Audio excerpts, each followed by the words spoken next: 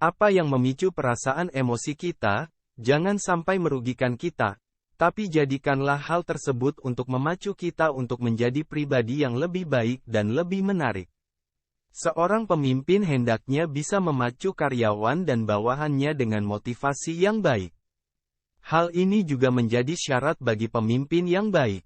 Selain seorang pemimpin harus bisa menjadi motivator, pemimpin juga harus bisa memberikan arahan dan bimbingan, serta menyemangati anak buahnya agar bisa mendongkrak kinerja.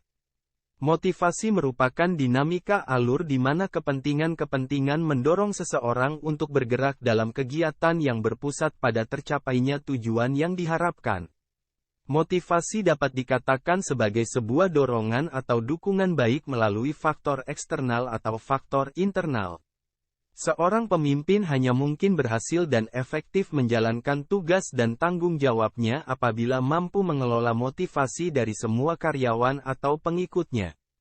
Ketidakmampuan seorang pemimpin untuk mengelola motivasi karyawannya menjadi sumber banyak permasalahan yang berdampak tidak efektifnya pencapaian tujuan perusahaan atau organisasi.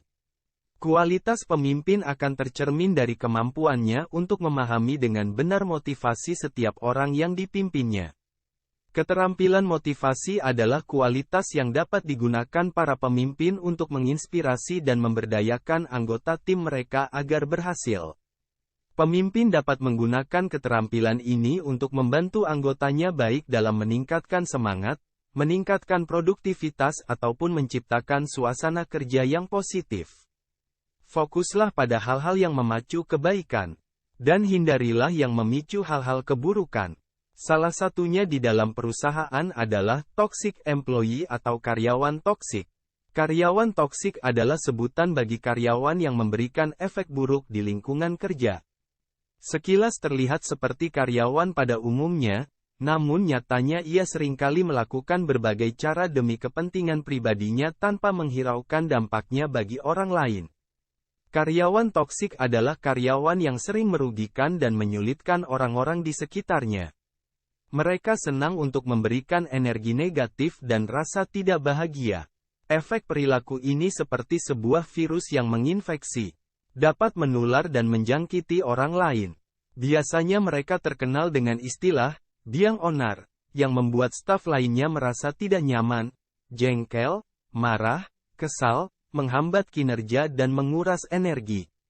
Kehadiran karyawan toksik akan membuat suasana kerja menjadi tidak kondusif dan memecah tim yang tadinya solid menjadi berkubu-kubu. Tipe karyawan toksik diantaranya sering mengeluh, bergosip, dan menyalahkan orang lain atas kesalahan dirinya.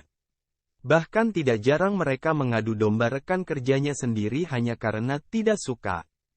Hal ini dapat menciptakan suasana permusuhan atau suasana negatif yang menyulitkan orang lain untuk melakukan pekerjaan mereka. Dalam beberapa kasus, karyawan beracun mungkin perlu dikeluarkan dari tempat kerja untuk melindungi kesejahteraan mental dan emosional rekan kerja mereka. Tidak hanya karyawan toksik, juga ada teman toksik.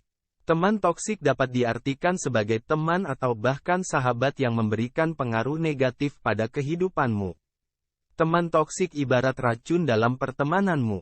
Bukannya mendukungmu untuk hal yang positif seperti normalnya seorang sahabat, toxic friend akan menghalangimu berkembang dan membuatmu rendah diri, anxious dan takut, hingga trauma jika situasi sudah serius. Toxic friendship bisa menyebabkan kamu mengalami stres. Oleh karena itu, penting untuk mengenali tanda toxic friendship, seperti misalnya perilaku teman yang kerap merendahkan hingga ingin selalu menjadi pusat perhatian. Teman toksik kerap mengeluarkan ucapan sarkas yang merugikan kita, mengatakan hal buruk soal kita di depan orang lain dan tidak menganggap serius perilaku itu. Jenis toxic friend yang juga harus dijauhi adalah orang yang selalu iri tiap kali kita berbagi hal positif atau pencapaian dalam hidup. Mereka bisa saja membuat pencapaian kita tidak berarti dengan sikap, respon maupun kata-katanya. Itulah teman toksik yang perlu kita kasih red flag dalam hubungan pertemanan. Ada baiknya evaluasi dan jangan merasa sungkan untuk bersikap tegas atau memutuskan untuk menyudahi pertemanan.